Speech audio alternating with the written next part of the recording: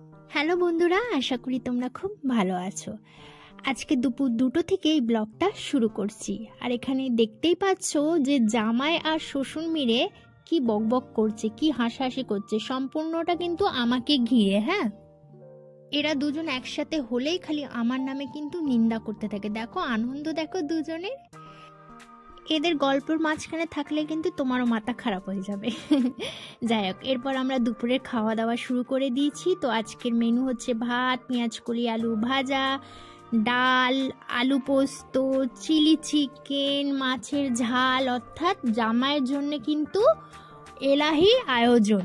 আচ্ছা, ভুল করে ফেলেছি, এখানে আলু পোস্ত করা হয়নি, এখানে করা হয়েছিল ওলকপির তরকারি। তো দেখো বাবাও খেতে বসে গেছে আর আমিও বেশ বসে পড়েছি।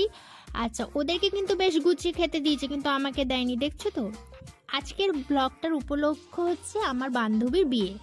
তাকে বিয়েতে আমরা বান্ধবীরা মিলে এই পায়ের আংটি বলতে পারো বা আঙুর মেবি বলে, তো এটা গিফট করেছি রূপোর। আর এটা হচ্ছে আমার বর আমার বান্ধবীকে গিফট করেছে সুন্দর শাড়িটা ভীষণ সুন্দর, গোলাপি হচ্ছে তার, মানে বেস যে কালারটা হচ্ছে গোলাপি আর হালকা একটা পিচ কালারের শেড দেওয়া আছে।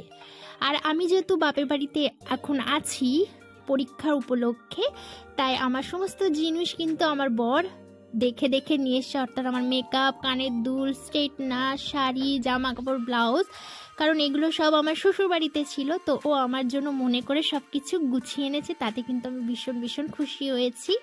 এরপর দেখো আমি মেকআপ করতে বসে পড়েছি, অর্থাৎ এখন বাজে সন্ধ্যা 5:30, আর বাকি বন্ধুরা আসবে, তার আগে আমাকে তাড়াতাড়ি রেডি হতে হবে। তো এখানে যেহেতু আমার ফোন রাখার কোনো জায়গা নেই, তাই আমি সম্পূর্ণ মেকআপটা তোমাদেরকে স্টেপ বাই স্টেপ করে দেখাতে পারছি না, তবে যতটা সম্ভব আমি ততটা তোমাদের সঙ্গে শেয়ার করছি। তো প্রথমে আমি মুখটাকে ভালো করে ফেস ওয়াশ করে নিয়ে তারপর একটা ভালো ময়েশ্চারাইজার লাগিয়ে নিয়েছি। আমি সাধারণত ডট অ্যান্ড কি ময়েশ্চারাইজারটা ইউজ করি, আর নয়তো নিভিয়ার ময়েশ্চারাইজারটা আমি ইউজ করি।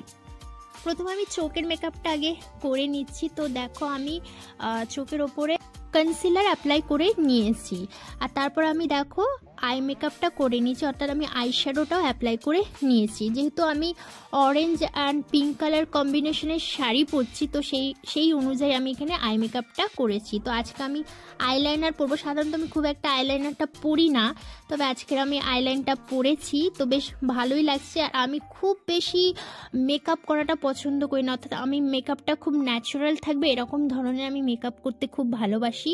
ওভার মেকআপটা আমার খুব একটা ভালো লাগে না। তো আই মেকআপ হয়ে যাবার পরে আমি এখানে ফাউন্ডেশন লাগিয়ে নিয়েছি। ফাউন্ডেশনের অ্যামাউন্টটা কিন্তু খুবই কম, আর আমি অলওয়েজ আমার স্কিন টোনের সাথে লাগাতে পছন্দ করি, মানে আমি ওভারটা একদমই পছন্দ করি না, অর্থাৎ আমার যে স্কিন টোন তার বাইরে যে সাদা লাগবে ভূতের মতন, এই জিনিসটা কিন্তু আমি একদমই পছন্দ করি না। আমার মনে হয় আমার স্কিন টোনের সাথে যদি মিলে যায় মেকআপটা তাহলে বেশি সুন্দর লাগে, অর্থাৎ ন্যাচারাল লুকটা আমার বেশি পছন্দ হয়। তো দেখো এখন যেহেতু শীতকাল, তো আমার স্কিনটা অনেকটাই ড্রাই হয়ে গেছে, কারণ আমার শীতকালে কিন্তু স্কিন খুব ড্রাই হয়ে যায় অ্যান্ড খুব র্যাশ বেরিয়ে যায়। তো ওই জন্য আমি আরও ওই মেকআপটাকে অ্যাভয়েডই করি। শীতকালে বেশিরভাগ খুব ন্যাচারাল থাকি, অর্থাৎ ক্রিম ময়শ্চারাইজার এসবের ওপরেই আমি থাকি। তো আমি ফাউন্ডেশনটা ভালো করে ব্লেন্ড করে নিয়েছি, কিন্তু যেহেতু আমার মুখে অনেকটা র্যাশ রয়েছে, তো ব্লেন্ড করার সময় খুব সমস্যা হচ্ছিল, কিন্তু তবুও আমি ভালো করে ব্লেন্ড করে নিয়েছি। আর দেখো আমার স্কিন টোনের সাথে একদম মিলে গেছে। এরপর দেখছো আমার বান্ধবীরা সব হাফ রেডি হয়ে চলে এসছে, বাকি রেডিটা আমার বাড়িতে হবে। আর দেখো এরা দুই বন্ধু কিন্তু ম্যাচিং ম্যাচিং জামা কাপড় পরেছে, কিন্তু আমাকে বলেনি। তো আমি এদের থেকে আলাদা কালার, অর্থাৎ অরেঞ্জ অ্যান্ড পিঙ্ক কম্বিনেশনে শাড়ি পরছি। তো আমরা তিনজনই এখানে শাড়ি পরছি। আর একটা বান্ধবী আছে, পরে তোমরা দেখতে পাবে পার্ট 2 অ্যান্ড পার্ট 3-তে। তো আমি এই ব্লগটা কিন্তু অনেকটা বড় ব্লগ, প্রায় 1 ঘন্টার ওপরে, তাই জন্য আমি এটাকে পার্ট বাই পার্ট ভেঙে ভেঙে কিন্তু তোমাদের সঙ্গে শেয়ার করছি। আমি অলরেডি এর আগে একটা পার্ট আপলোড করে দিয়েছি। এটা হচ্ছে পার্ট 2, এরপর পার্ট 3 অ্যান্ড পার্ট 4 কিন্তু আসবে, কারণ যেহেতু বিয়ের ব্লগ বুঝতে পারছো আমি সমস্ত রকমের রিচুয়ালসটা তোমাদের সামনে তুলে ধরবো, তার জন্য আমি এতগুলো পার্টের মাধ্যমে তোমাদেরকে দেখাবো, আমি কোনোটা স্কিপ করতে চাই না। তো এরপর দেখো আমরা 2 বান্ধবী এখানে রেডি হতে বসে গেছি, কারণ ও অর্ধেক মেকআপ করে এসেছে আর আমি তো অলরেডি করছিলাম, তোমরা দেখতে পাচ্ছ। আর আমার ঘরের কি অবস্থা, মেকআপ করার সময় আমি অর্ধেক জিনিস খুঁজে পাই না, কিন্তু তবু আমার বর সমস্ত কিছু গুছিয়ে এনেছে। আর এইদিকে এ দেখো ফোনে ব্যস্ত নিজের হবু বরের সঙ্গে, জানি না কবে হবু বরের সঙ্গে দেখা করাবে, কিচ্ছু জানি না। ব্লগটা দেখলে অবশ্যই কিন্তু মনে করে হবু বরের সঙ্গে দেখা করাস আমাদের। তারপর হচ্ছে আমি মেকআপ করে নিয়েছি, আর আমার বান্ধবী খুব ভালো শাড়ি পরায়, আর বান্ধবীর আঁকা অনেক কিছু তোমাদের কিন্তু আমি দেখিয়েছি আগের ব্লগটাতে। তো এ আমার ছোটোবেলার বান্ধবী, আমার প্রিয় বান্ধবী, সব বান্ধবী আমার প্রিয় বান্ধবী, একটু বেশি ক্লোজ বান্ধবী। আর এর কিন্তু একটা ইউটিউব চ্যানেল রয়েছে, সোনিয়াস আর্ট হাউস।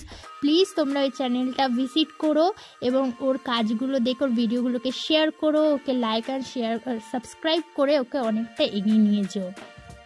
এরপর মা দেখো বসে বসে দেখছে আমাকে কেমন সাজছি আমরা, আর আমাকে বলছে যে চুলটা বেশি কিছু করিস না, অলরেডি আমার চুল এতটা হেয়ার ফল হয়েছে যে খুব পাতলা হয়ে গেছে। আর দেখো এখানে আমি শাড়ি পরে নিয়েছি, অর্থাৎ আমি পরিনি, আমার বান্ধবী আমাকে শাড়িটা পরিয়ে দিয়েছে, খুব সুন্দর করে পরিয়ে দিয়েছে, কিন্তু আমার মেকআপ হয়ে গেছে। আর আমার মুখটা দেখো একদম ন্যাচারাল লাগছে, কোনো রকম ওভার লাগছে না।